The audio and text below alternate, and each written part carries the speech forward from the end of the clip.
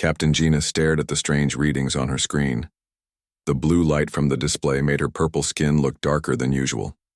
Her ship, the Whispered Dawn, was supposed to be doing a simple job. Find rocks with useful metals, mark them on the map, go home. Easy work that paid well. But these readings were not rocks. Hana, come look at this, Gina called to her science officer. Hana was young for a Valtari, only 90 years old. Her silver eyes were sharp and she never missed anything important. Hana floated over in the low gravity of their small research ship. She looked at the screen and her eyes went wide. Captain, these energy readings, they're not natural. I know, Gina said. The question is, what are they? The Galactic Federation had rules about this kind of thing, very strict rules. If you found signs of intelligent life, you reported it and left. No contact, no investigation. The Federation would handle it later, after many meetings and careful planning. But Gina was curious.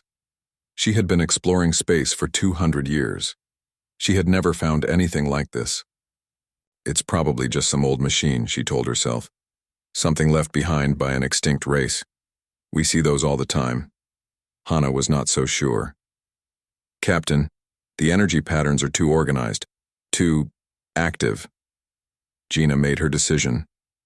Set course for the source, but keep our shields up and weapons ready just in case. The Whispered Dawn moved through space toward the energy readings. As they got closer, both Gina and Hana became more worried. The readings were getting stronger. Much stronger. Captain, Hana said, her voice shaking a little. I'm picking up multiple sources now, at least 20 of them. They're moving in formation. Gina felt cold fear in her stomach. Formation meant intelligence. It meant purpose. It meant they were about to break the most important law in Federation space. Should we turn back? Hana asked. Gina looked at the readings one more time. Her curiosity won over her fear. No, we've come this far. Let's see what we're dealing with. But be ready to jump to hyperspace if things go wrong. They dropped out of hyperspace at the edge of a solar system. What they saw made them both freeze in terror. Ships. Huge, dark ships unlike anything in Federation. Records. They were long and angular, covered in what looked like weapons. Lots of weapons. More weapons than Gina had ever seen on a single vessel. And they were clearly built for war. By the ancestors, Hana whispered. What are those things? The largest ship was massive. It was easily 10 times the size of the biggest Federation warship. Its hull was dark gray, almost black, and it bristled with gun barrels and missile tubes. Strange markings covered its side, symbols that meant nothing to Gina. Captain, Hana said, I'm reading over 3,000 life signs on that big ship alone. 3,000 beings on one ship. The Whispered Dawn had a crew of 12. Are they scanning us? Gina asked. I don't think so. They don't seem to have noticed us yet. Gina made another decision that would change everything. Run a full sensor sweep. I want to know everything about those ships. Captain, if we scan them, they'll know we're here. Do it anyway. Hana's fingers moved over her controls. A scanning beam shot out from their ship toward the alien fleet. For a moment, nothing happened. Then alarms started screaming. On the largest ship, a human named Dongsu was drinking coffee in his command chair. He was tall for a human, with short black hair and tired eyes. He had been captain of the UES Indomitable for 5 years. Those 5 years had been peaceful, but he always expected that to change. Captain, his tactical officer Sora shouted. We're being painted by an unknown scanning beam. Dongsu was on his feet instantly. Source, small ship unknown design bearing 27 Mark IV. It just appeared on our sensors. Chief Engineer Wu Jin looked up from his station. Sir, that ship, it's not in any database. The design is completely alien. Dongsu felt his heart start beating faster. This was it. The moment every human had been preparing for since they learned they were not alone in the universe. First contact with alien life. And the aliens were scanning his ship like they were targeting it. Sora, are they locking weapons on us? I can't. Tell, sir, their technology is different, but that scanning beam could be a targeting laser. Dongsu had seconds to make a choice. Was this peaceful contact or the start of a war? The scanning beam felt aggressive. No ship scanned another vessel like that unless they were preparing to attack. Sir? Sora asked. Orders? Dongsu looked at the main screen. The alien ship was small, but that meant nothing. Human ships were small compared to the space stations they sometimes fought. Size didn't always mean safety. Fire a warning shot, he ordered. Target that asteroid cluster to our port side. Use the main railgun. Let them know we're armed. Yes, sir. The Indomitable's main weapon charged up. It was a massive railgun that could punch through a mountain. The magnetic coils hummed with power. On the whispered dawn, Gina watched her sensor readings with growing excitement. The alien ships were amazing. Their weapons were like nothing she had ever seen. Their power systems were impossibly advanced. Their hull design suggested they could move faster than anything in Federation space. Hana, are you recording this? Every bit of data, Captain. The Federation scientists will go crazy when they see this. Then Hana's voice changed. Captain, the big ship is charging some kind of weapon. What? It's massive. The energy readings are off the scale. Captain, I think they're targeting us. Fear shot through Gina like ice water. Raise shields. Prepare for evasive action. But the weapon didn't fire at them. Instead, it fired at a group of asteroids nearby. The result was terrifying. The asteroids simply vanished, not broken apart, not scattered. Completely vaporized. Where there had been solid rock, now there was only glowing gas and empty space. Hana, Gina whispered. What kind of weapon can do that? Hana was staring at her instruments in shock. I don't know. The energy output was, Captain, they just released more power in one shot than our entire ship generates in a year. On the Indomitable, Dongsu watched the alien ship's reaction. It was moving away, fast. Good. The warning had worked. Sir, Wu Jin said. We're getting some interesting readings from their ship as they retreat. Their power system is completely different from ours. And Captain, I think they're afraid of us. Afraid? Look at how they're running. That's not a tactical withdrawal, that's panic. Dongsu nodded slowly. Maybe the scanning hadn't been aggressive after all. Maybe it had just been curiosity. But it was too late to change what had happened. Sora, send a message to Fleet Command. Tell them we've had contact with an alien vessel. Unknown intentions, unknown capabilities, but they ran when we showed them our weapons. Yes, sir. As the whispered dawn jumped into hyperspace, Gina and Hana sat in shocked silence. They had discovered something that would change the galaxy forever. A race of beings who had built ships of war unlike anything ever seen. Ships that could destroy asteroids with a single shot. Ships that were clearly designed to kill. Hana, Gina said finally. How long until we reach Federation space? 6 days, Captain. Send a priority message ahead of us. Tell the Council we need an emergency meeting. Tell them... She paused, thinking of the right words. Tell them we found something that changes everything. As their ship raced toward home, neither Gina nor Hana spoke about what they were both thinking. They had just met a species that approached space travel completely differently than anyone in the Federation. They had met warriors, and warriors were very dangerous things to meet in the dark between the stars. 3 weeks after the destruction of the Chronari outpost, the Galactic Federation made their final attempt at peace. Ambassador Yeon Seo would meet with the humans under a flag of truce at a neutral space station on the border between Federation and human space. The station was called Haven Point. It had been built centuries ago as a meeting place for different species to trade and discuss problems. Its halls were filled with beautiful art from dozens of worlds. Its conference rooms had seen the peaceful resolution of countless disputes. But as Ambassador Yeon Seo walked through its corridors, she felt that this meeting would be different. Captain Dongsu arrived on the station with a small escort. He had been chosen to represent humanity because he was the first human to encounter alien life. His ship, the Indomitable, waited nearby with its weapons powered down but ready. The meeting took place in Haven Point's largest conference room. The walls were made of crystal that showed the stars outside. A large table sat in the center, with chairs designed to accommodate different alien anatomies. Yonseo looked across the table at the human captain. He was taller than she had expected, with dark hair and calm eyes. He wore a simple gray uniform with symbols that meant nothing to her. "Captain Dongsu," she said, in carefully practiced human language. "Thank you for agreeing to meet." "Ambassador Yonseo," he replied. "I hope we can find a peaceful solution to our differences."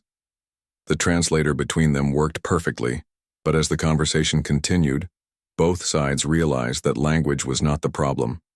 "The Federation offers humanity full membership in our galactic community," Yonseo said. "We can share our knowledge, our technology, our resources. We can explore the universe together in peace." Dongsu nodded politely. "We appreciate the offer. But we need to discuss territorial boundaries first." "Boundaries?" "Humanity claims a defensive sphere around our home system. 12 star systems in total. We need agreement that this space belongs to humanity alone." Yonseo was confused. "Captain, the Federation doesn't recognize territorial claims based on military control. Space belongs to all beings. We share it peacefully." "And what happens when sharing peacefully stops working?" "It hasn't stopped working in 800 years. Dongsu leaned forward. "Ambassador, with respect, 800 years is not very long. Human history shows us that peace is temporary. Someone always wants what someone else has. Someone always decides that war is better than negotiation. But that's exactly why we have the Federation. We prevent those conflicts through cooperation and understanding. And who enforces that prevention?" Yonseo paused. The question had never been asked before. We all do. Together." "With what?" "Your ships are barely armed. Your weapons are designed for scientific research, not warfare. If someone decided to ignore Federation law, what would stop them?" The truth was that nothing would stop them. The Federation had existed for 800 years without needing to stop anyone. All member species had chosen cooperation over conflict. But, as Yonseo looked at the human captain, she began to understand that humans had made a different choice. "Captain, are you threatening the Federation?" "No, Ambassador, I'm explaining why humanity needs secure borders. We're not threatening anyone, but we need to be ready to defend ourselves if someone threatens us. The Federation doesn't work that way. We don't have military borders, we have open space where all beings can travel freely." "And that's a beautiful idea," Dongsu said. "But it only works as long as everyone agrees to follow the rules. What happens when someone doesn't?" Yonseo tried to explain Federation principles. How different species work together. How conflicts were resolved through discussion and compromise. How trade and cooperation made war unnecessary. But Dongsu kept asking the same question in different ways. "What happens when the system breaks down?" "Captain," she said finally, "you seem to assume that conflict is inevitable. Why can't you believe in peace?" "Because I've studied history, Ambassador. My species has tried peace many times. It usually ends when someone decides they want something more than they want peace. But we've proven that lasting peace is possible. You've proven that temporary peace is possible. 800 years seems long to you because your species lives for centuries. To humans, 800 years is just a few generations. We remember wars that old. We remember what happens when people stop preparing for the next one." The conversation continued for hours, but both sides were talking past each other. Yonseo spoke of hope and cooperation. Dongsu spoke of preparation and defense. Finally, Yonseo asked the question that ended any chance of peaceful agreement. "Captain, the Federation has maintained peace for 800 years. What makes you think you know better than our entire civilization?" Dongsu was quiet for a long time. When he spoke, his voice was sad. "Ambassador, answer me honestly. In those 800 years of peace, has any member species ever refused to join the Federation?" "Well, no. But that's because the benefits of membership are obvious. or because any species advanced enough to refuse was too dangerous to allow to exist independently. That's not, we don't. Yonseo stopped. She had never thought of it that way. Ambassador, what happened to species that developed faster than light travel but chose not to join your Federation? Yonseo realized she didn't know. In all of Federation history, every species that achieved FTL had eventually joined. She had always assumed it was because membership was beneficial, but now she wondered if there had been other reasons. Captain, are you suggesting that the Federation forces species to join? I'm suggesting that maybe your 800 years of peace were only possible because no one was strong enough to say no. The meeting ended without agreement. As Dongsu prepared to leave, he delivered humanity's final message to the Federation. Ambassador, please tell your council this. Humanity wants peace, but we will defend ourselves if necessary. We claim a 12-system defensive zone around Earth. Any military vessel that enters this zone without permission will be considered hostile. Any attempt to force humanity to join the Federation will be met with resistance. And if the Federation doesn't accept your territorial claims, then we'll have to agree to disagree. But we hope it doesn't come to that. As Dongsu's shuttle left Haven Point, Yonseo sat in the empty conference room and tried to understand what had gone wrong. She had offered humanity everything: technology, knowledge, friendship, peace, and they had chosen borders and weapons instead. The report she sent back to the Galactic Council was the longest in Federation history. She tried to explain human thinking, human history, human fears. She tried to make the Council understand that humans were not like other species, but the Council's response was swift and unanimous. Humanity's territorial demands were unacceptable. Fleet Admiral Jin Wu received the Federation's rejection while standing on the bridge of humanity's newest warship. The UES Worldbreaker was still under construction, but its main systems were already online. It was larger than the Indomitable, more heavily armed, and designed for one purpose: to protect humanity from anyone who threatened them. Sir, his communications officer said, message from the Federation Council. They're rejecting our territorial claims. They're demanding that we withdraw from all systems except our home system and accept Federation oversight of human military forces. Jin Wu read the message twice. Then he activated the general communications system that reached every human ship and station in space. This is Fleet Admiral Jin Wu speaking. As of this moment, humanity is officially withdrawing from all diplomatic contact with the Galactic Federation. Our territorial claims remain in effect. Any Federation vessel that crosses our borders will be treated as a hostile force. He paused, looking out at the stars. I know this is not the outcome any of us wanted. We hope to join a peaceful galactic community, but we will not surrender our right to defend ourselves. We will not accept foreign control of human military forces, and we will not allow anyone to dictate where humans can and cannot live. All fleet commanders are authorized to use whatever force necessary to defend human territory. Rules of engagement are now in effect. Warn once, then fire. No exceptions. Across human space, warships that had been on patrol duty moved to battle positions. Defensive stations powered up their weapons. Military bases prepared for siege. In Federation space, the reaction was shock and fear. For the first time in 800 years, a species had refused to join the galactic community. Worse, they had the military power to enforce their refusal. Ambassador, Yonseo watched the news reports from her office on Harmony Station. She had tried to prevent this outcome.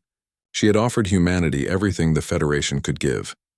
But she was beginning to understand that humans wanted something the Federation had never been asked to provide: the right to remain independent. And they were willing to fight for that right. As reports came in of human ships taking defensive positions throughout their claimed territory, Yonseo realized that the galaxy was about to learn something new. War was coming back to the stars. And this time, one side was very good at it. The Chronari Empire made the decision that changed everything. Ambassador Yonseo had argued for days with the Galactic Council, but they kept choosing to wait and discuss. The council wanted more meetings, more debates, more careful planning. Yonseo was tired of waiting. "We need information," she told her military commanders in a private meeting. "The Council refuses to act, but we cannot sit here and do nothing while these humans prepare for war." General Sungmin nodded in agreement. He was old even for a Chronari. His gray skin, marked with scars from battles fought long before the Federation, was formed. "What do you want us to do, Ambassador?" "Send stealth probes into human space. Find out how many ships they have, where their bases are, what their real capabilities are. We need facts, not guesses. And if the humans detect our probes, they won't. Our stealth technology is the best in the galaxy. These humans might have powerful weapons, but they're still a young species. They've only had space travel for a few decades. It was a mistake that would cost many lives." The stealth probes launched from a hidden Chronari base on the edge of Federation space. They were small, invisible to most sensors, and programmed to gather information without being detected.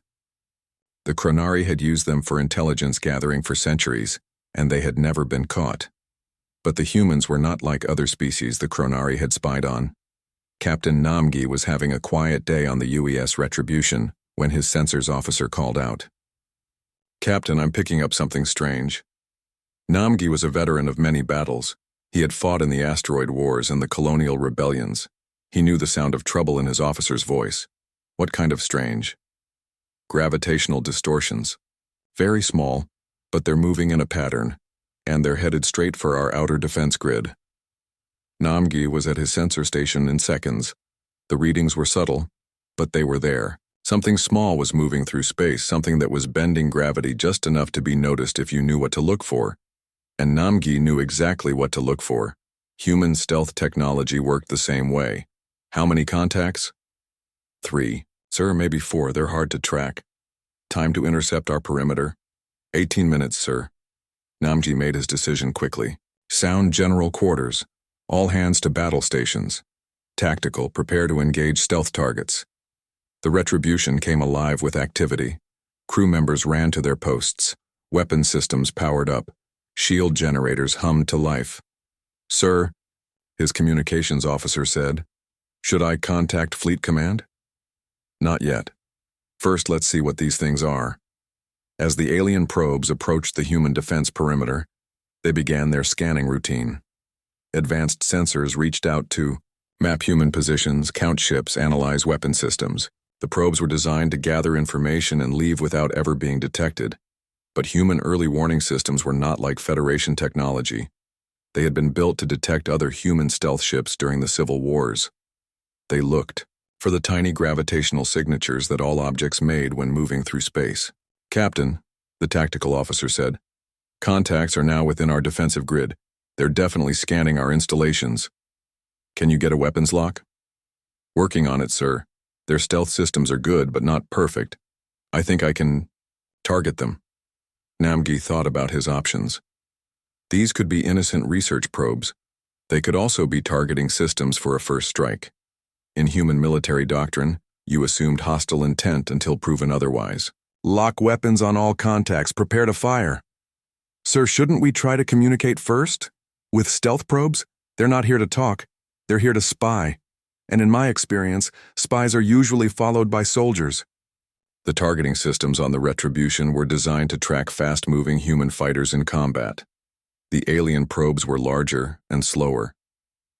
When Namgi gave the order to fire, all 4 probes died in less than 3 seconds. But Namgi was not finished. "Sensors backtrack their approach vectors. Find out where they came from." "Aye, sir. Computing now." "Captain, they came from the Altair system. There's a small base there, hidden in an asteroid field." "How small?" "Sensor analysis suggests maybe 50 people, sir. Research station or military outpost." Namgi looked at the tactical display. The alien probes had been sent from that base to spy on human defenses.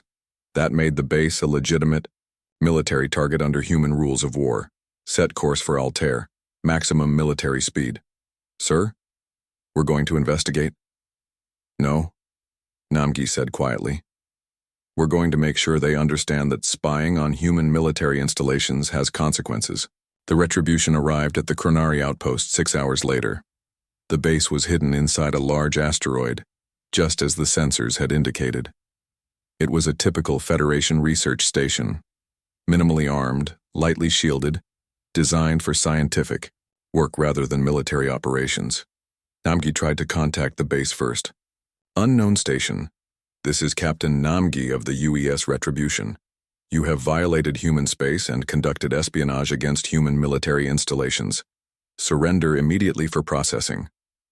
The response came back in a language the human computers had never heard before. But the translation was clear enough. We do not recognize your authority in this region of space. Captain, his weapons officer said, the station is powering up what looks like defensive systems.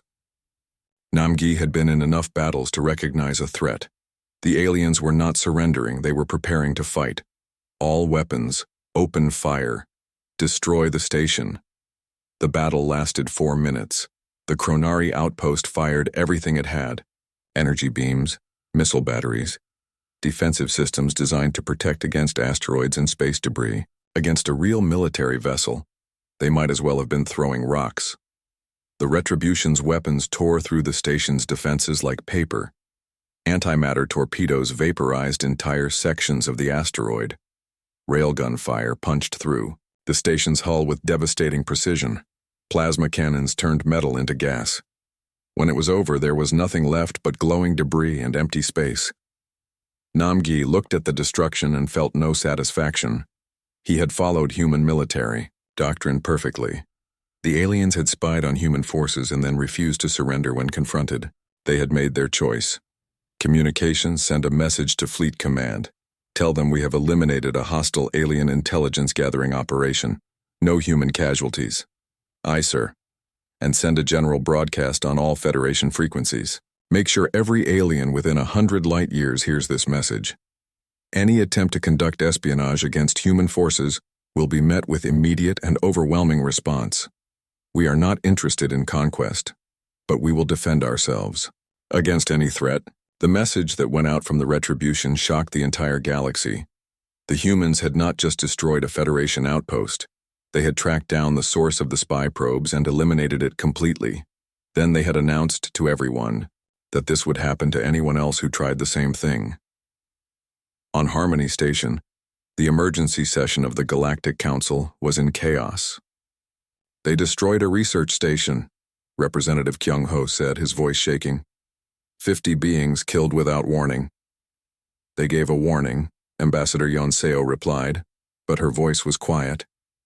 She had not expected this response to her probe mission. The station refused to surrender. Since when do research stations surrender to military vessels? This is not how civilized beings behave. But General Tae-ho, watching from human space, saw it differently. When Admiral Jin-woo asked for his analysis, the human strategist was clear. Sir, they sent military reconnaissance probes to map our defenses. That's an act of war under any reasonable definition. Captain Namgi responded appropriately. And the message he broadcast? Perfect. Now every alien species knows exactly where they stand with us. Don't spy on human forces and there won't be any problems. What if they see this as an act of aggression? Then they weren't paying attention to the message, sir. We're not threatening anyone who leaves us alone. We're just making it clear that we won't tolerate hostile intelligence gathering. But across the galaxy, alien species were learning something that terrified them. The humans did not fight the same way everyone else fought. When the Federation had conflicts, they were usually solved with minimal violence. Ships were disabled, not destroyed. Crews were captured, not killed. Facilities were occupied, not eliminated. The humans had a different approach. When they identified a threat, they removed it completely. Dr. Ha-Yoon, the Federation's leading expert on human culture, was studying the recordings from the destroyed outpost when she made a discovery that changed everything. The humans gave the station a chance to surrender, she told the emergency council meeting. According to our translation systems, they offered to process the station crew rather than harm them. But they destroyed the station anyway, Kyung-ho pointed out. Yes, because the station refused to surrender. In human military doctrine, surrender is a legitimate option to avoid casualties. But if surrender is refused, they proceed with maximum force. That's barbaric. No, Hayun said quietly. That's practical. Humans have been fighting wars for thousands of years. They've learned that half measures in warfare lead to longer conflicts and more deaths overall. They believe it's more merciful to end fights quickly and decisively. The emergency meeting of the Galactic Council happened faster than anyone expected. Representatives from 43 different species gathered in the Great Chamber on Harmony Station. The chamber was a beautiful place, built for peace and discussion. Its walls were made of crystal that showed the stars outside. For 800 years, this room had been a place where problems were solved with words, not weapons. Representative Kyung-ho from the Etherian Collective stood at his speaking platform. His people were tall and thin, with skin that glowed softly. In the dark, they were known for being peaceful and wise. Kyung-ho had helped solve many disputes between different species. My friends, he said in his calm voice, what Captain Gina has shown us is concerning, yes, but we must remember our principles. We do not judge other beings by their weapons, we judge them by their actions. Many representatives nodded in agreement. This was the Federation way. Peace through understanding. But Ambassador Yeon Seo from the Chronari Empire stood up quickly. Her people were different from the Etherians. They were short and strong, with thick gray skin and sharp teeth. The Chronari had once been warriors, long ago, before they joined the Federation and learned to solve problems peacefully. Representative Kyung-ho speaks of principles, she said, her voice harsh. But look at these recordings again. Look at what their weapons can do. Those beings destroyed solid rock like it was smoke. That is not defensive technology. That is offensive technology. That is designed to kill. The chamber became very quiet. On the main screen, they watched the recording again. The human ship firing its weapon. The asteroids simply disappearing. The power readings that made no sense. Kyung-ho tried again. Perhaps they were just showing their strength. Many species do this when they first meet others. It does not mean they are hostile. Showing their strength? Yeonseo's voice got louder. They have ships built like fortresses, weapons that can destroy anything. And they fired first, without even trying to communicate. These are not peaceful explorers. These are conquerors. Other representatives began to argue. Some agreed with Kyung-ho that they should try to make peaceful contact. Others agreed with Yeonseo that these humans were too dangerous to ignore. While the council argued, something else was happening in human space. Captain Dong-soo stood in the briefing room of the Indomitable. The room was simple and gray with no decorations. Everything on human ships was built for function, not beauty. Admiral Jinwoo's face filled the main screen. The admiral was an old man with white hair and scars on his hands from his days as a fighter pilot. Captain, the admiral said, tell me exactly what happened. Dong-soo gave his report. The alien ship appearing, the scanning beam, the warning, shot, the aliens running away. Did they try to communicate? Jinwoo asked. No, sir. They just scanned us and left. Hostile intent? Unknown, sir. Their behavior was strange. They seemed surprised by our weapons. Jinwoo was quiet for a moment. Then he said, Captain, I'm sending Commander Yuri to your position with a special operations team. We need to know more about these aliens. Are they alone? Do they have more ships? Are they planning to come back? Yes, sir. What are my orders until then? Stay alert. If they return, try to communicate first. But if they show any hostile action, you have permission to defend yourself. Understood, sir. The screen went dark. Dong-soo looked out the window at the stars. Somewhere out there were aliens. Real aliens. After all these years of wondering, they had finally made contact, and it had almost turned into a fight. 2 days later, Commander Yuri arrived with her reconnaissance team. She was younger than Dong-soo, but everyone knew she was one of the best scouts in the human fleet. Her ship was small and fast, built for spying and gathering information. Captain, she said when she came aboard the Indomitable, we need to find out where those aliens came from. Admiral Jinwoo thinks this might be just the beginning. The beginning of what? First contact with a galactic civilization. Think about it, Captain. We've been exploring space for 50 years and never found anyone. Now we find them and they have technology we've never seen. That suggests they're not alone. Dongsu nodded. What do you need from me? I want to follow their hyperspace trail, see where they went. My ship can do it without being detected. That could be dangerous. Yuri smiled. Captain, I've flown reconnaissance missions into enemy territory dozens of times. I think I can handle a few curious aliens. 3 days later, Yuri's ship found something that changed everything. She was following the alien ship's trail through hyperspace when her sensors picked up something massive ahead. She dropped out of hyperspace at the edge of a solar system and saw something that made her heart stop. Ships. Hundreds of ships. Maybe thousands. But these were not human ships. These were alien ships of dozens of different designs. Some were smooth and flowing like works of art. Others were geometric and precise like mathematical equations. Still others were organic-looking, as if they had been grown instead of built, and they were all peaceful. Yuri watched through her ship's cameras as the alien vessels moved slowly through space, their weapons powered down, their shields at minimum. They were trading ships, exploration vessels, research platforms. This was not a military fleet. This was a civilization. My God, she whispered to herself. We're not alone. We're really not alone.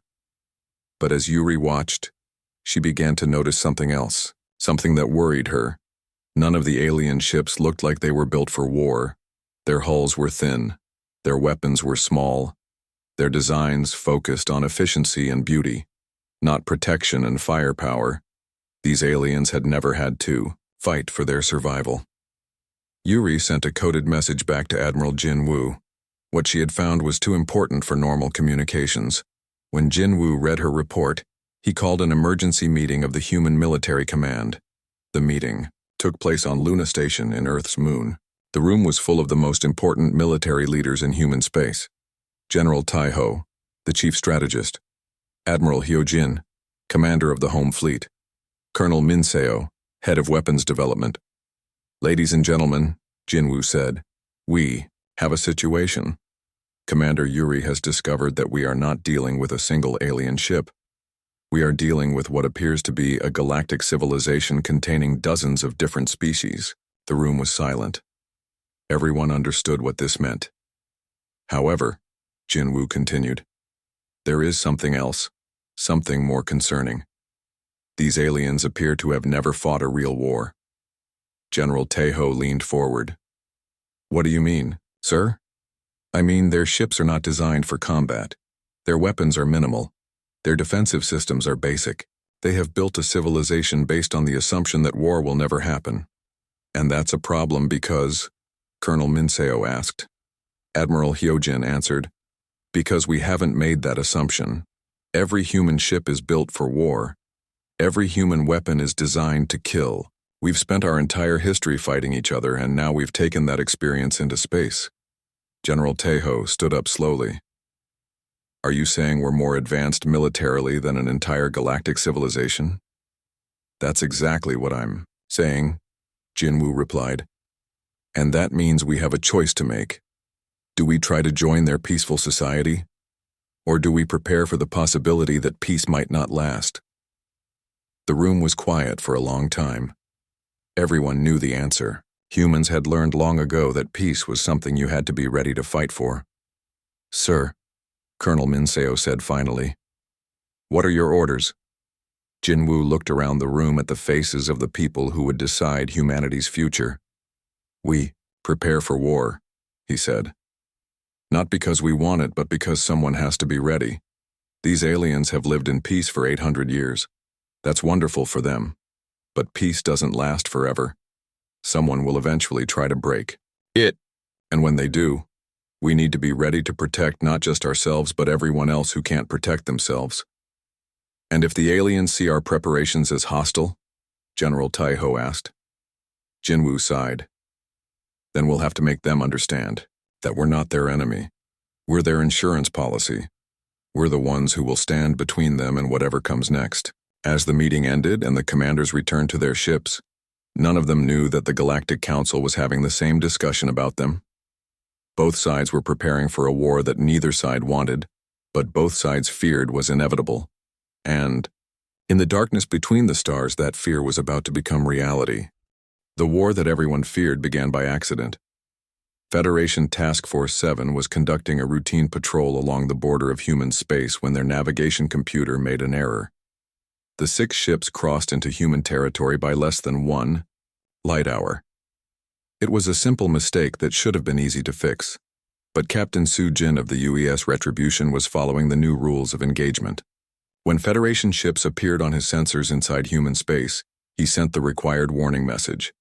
Federation vessels, you have entered human territorial space without permission. Turn around immediately, or you will be fired upon. The Federation commander, Captain Gina from the original contact mission, tried to explain the navigation error, but her message was in Valtari, and the human translation systems were still learning Federation languages. The computer translated her explanation as, Federation vessels refuse to acknowledge human territorial claims and will continue on current course. Captain Soo-jin waited exactly 60 seconds, as required by human military doctrine. Then he gave the order that changed galactic history forever. All ships, open fire. Destroy the Federation vessels. The battle lasted 18 minutes. The Federation task force had 6 ships with a total crew of nearly 800 beings. They had scientific sensors, diplomatic equipment, and minimal defensive weapons. The human force had 3 ships with crews of 4,000. They had military-grade targeting systems, antimatter torpedoes, and the experience of 50 years of human versus human space warfare. When it was over, there was nothing left of Task Force 7 but expanding clouds of plasma and debris. No Federation survivors, no warning messages, no mercy. The entire engagement was broadcast live across subspace communication networks. Every species in the galaxy watched as human weapons vaporized Federation ships in less time than it took to send a surrender message. The reaction was immediate and catastrophic. 12 Federation member species contacted human embassy stations, within hours requesting immediate peace treaties. They had seen what human weapons could do. They wanted no part of a war against beings who could destroy entire task forces without taking a single casualty. But other species had different reactions. The Chronari Empire mobilized their remaining fleet for a revenge attack. The Etherian Collective began evacuating their border worlds. The Stellar Republic started building new defensive stations, and the Galactic Federation began to break apart. Fleet Admiral Jin Woo stood in the command center of Luna Station, watching as reports came in from across the galaxy. His staff had been working for 18 straight hours trying to understand the full scope of what was happening. Sir, Commander Yuri said, we're receiving diplomatic messages from 47 different species. Most of them want to surrender. Before we attack them, are we planning to attack them? No, sir, but they don't know that. What about military responses? The Chronari are massing ships for some kind of assault. The Andorians are moving their fleet to defensive positions. The Centauri Alliance is, sir, they're requesting permission to join human forces as allies. Jin Woo looked at the strategic display showing the galaxy. Red dots marked hostile forces. Yellow showed neutral species. Green indicated potential allies. There were a lot more green dots than he had expected. Commander, prepare a general broadcast. All species, all frequencies. It's time to explain what humanity actually wants. An hour later, Jin Woo's message went out across the galaxy. People of the stars, this is Fleet Admiral Jin Woo of the human military. I want to make humanity's position clear to everyone. We did not seek war with the Federation. We asked only for the right to defend our home territory. When Federation forces entered human space after being warned away, we responded as any sovereign people would respond to military intrusion. Humanity has no desire for conquest. We have no plans to invade Federation worlds or attack peaceful species. We want only to be left alone to develop our civilization in our own way. But we will defend ourselves. Any species that attempts to attack human forces or human territory will face the full military power of humanity. We are prepared for this possibility. We have been preparing since the day we learned we were not alone in the universe. To species that seek peace, we offer trade, friendship, and mutual defense agreements. To species that seek war, we offer a demonstration of why war with humanity is a very bad idea. Choose wisely. The message was heard by over 10 billion beings across the galaxy. Its effect was immediate. Within a week, 23 species had requested formal alliance with humanity. They brought their own technologies, their own resources, their own unique abilities.